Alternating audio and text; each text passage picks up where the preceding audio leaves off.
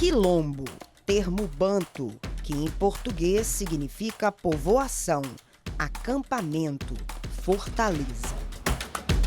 Kabengele Munanga, antropólogo e professor brasileiro congolês, trouxe conhecimentos importantes sobre a origem histórica do quilombo na África, que surgiu como uma associação de pessoas que eram submetidas a rituais para se transformarem em guerreiros.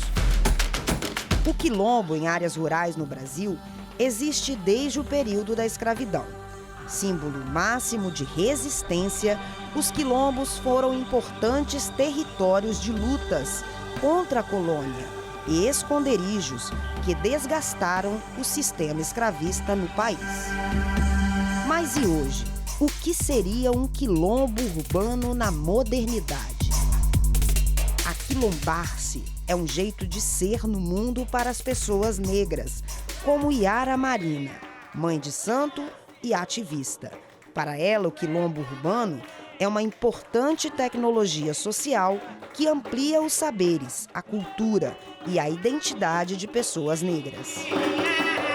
Um espaço, mais perto das coisas e onde as pessoas que se sentem discriminadas, acham mais rápido para poder ser atendido, para ser acolhido. A gente não acolhe só a população negra, porque nós viemos da negritude, mas a população branca, o povo BTs, vem para o quilombo urbano, que hoje são os nossos terreiros, para ter esse acolhimento e essa assistência. Minha mãe morreu acho que com 85 anos. No quintal da família Chaga Silva, mãe Nalva e mãe Yara, mãe e filha, dão prosseguimento ao matriarcado no quilombo urbano em Ataíde, Vila Velha, que começou com sua avó, Baiana do Trevo, líder espiritual e cultural da comunidade. A mãe de santo não é escolhido, quem escolhe são os orixás que escolhem a gente.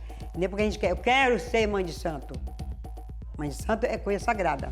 Mãe Nalva declarou que esse pedaço de chão, com suas relíquias, é o que ela tem de mais valioso na vida. Se eu pudesse, quando eu for partir para outra, eu queria levar para o terreiro junto comigo. Cada santo daqui para mim, que minha mãe deixou, é da minha mãe que deixou. Vários, é a raiz mesmo. Não quebra não, porque aquele quebrou meu coração. Na cosmovisão da Umbanda tradicional, as cantigas, os pontos e as representações exaltam pessoas que foram no passado e as de hoje que ainda são marginalizadas e pertencem às etnias que historicamente foram oprimidas: indígenas, africanos e os ciganos.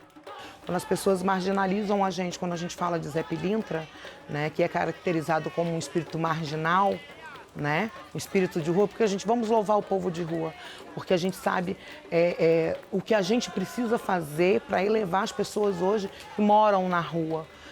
Quando marginalizam a Pombagira dizendo que ela era prostituta, não, foi naquela época, eram mulheres, que hoje são conhecidas como as mulheres feministas, e de luta, que usavam shorts curtos e eram caracterizadas como a prostituta. Então, trazer essa ancestralidade, louvar com fé, é pedir também pelos nossos que hoje também se encontram em situação de rua. A Umbanda é considerada uma cultura tradicional. No estado do Espírito Santo, a religião de matriz africana com maior número de adeptos é a Umbanda. Vila Velha se destaca com maior número de casas. A casa de Mãe Nalva e Mãe Yara é uma das mais antigas do Espírito Santo, com mais de 50 anos de existência. Elas abriram as portas para a academia, a Universidade Federal do Espírito Santo e para os pesquisadores engajados socialmente com os terreiros, que são os quilombos urbanos. A gente sempre temeu que os saberes nossos tradicionais fossem usados de outras formas. Mas, de contrapartida, a gente entendeu também que é preciso contar as histórias, que o Espírito Santo tenha nos seus arquivos as histórias das casas tradicionais, das casas antigas, que também é um meio de resistência e dizer que nós também fizemos parte da história desse Estado. E isso precisa né, ser chancelado e garantido para o nosso povo. No livro Africanidades Transatlânticas, Memórias da Umbanda no Espírito Santo, os pesquisadores realizaram a escuta das narrativas de mais de 100 líderes, de 113 casas de Umbanda na Grande Vitória. O projeto contou com mais de 20 pesquisadores de campo. Os terreiros, eles são um lugar de muita potencialidade artística, assim, de muita cultura e produção de cultura, né? Então, eu como artista e umbandista, e também como fotógrafa, que fiz a maior parte das fotografias presentes no livro, eu tento captar com o meu olhar os detalhes dessa religião tão múltipla e singular que é a Umbanda, né? O antropólogo e professor Oswaldo de Oliveira falou que a pesquisa trata umbandas no plural. Reúne uma diversidade de divindades, de tradições indígenas, de tradições africanas, afro-brasileiras e de outras tradições mundiais. Então, nesse sentido, a Umbanda ela é plural. Múltiplas paisagens sonoras e visuais, cores que compõem camadas de arte, pontos de cultura tradicional e de memória cravada em meio aos quintais familiares do povo negro. Inventor de uma tradição que arrebata os espíritos que são chamas para os santos.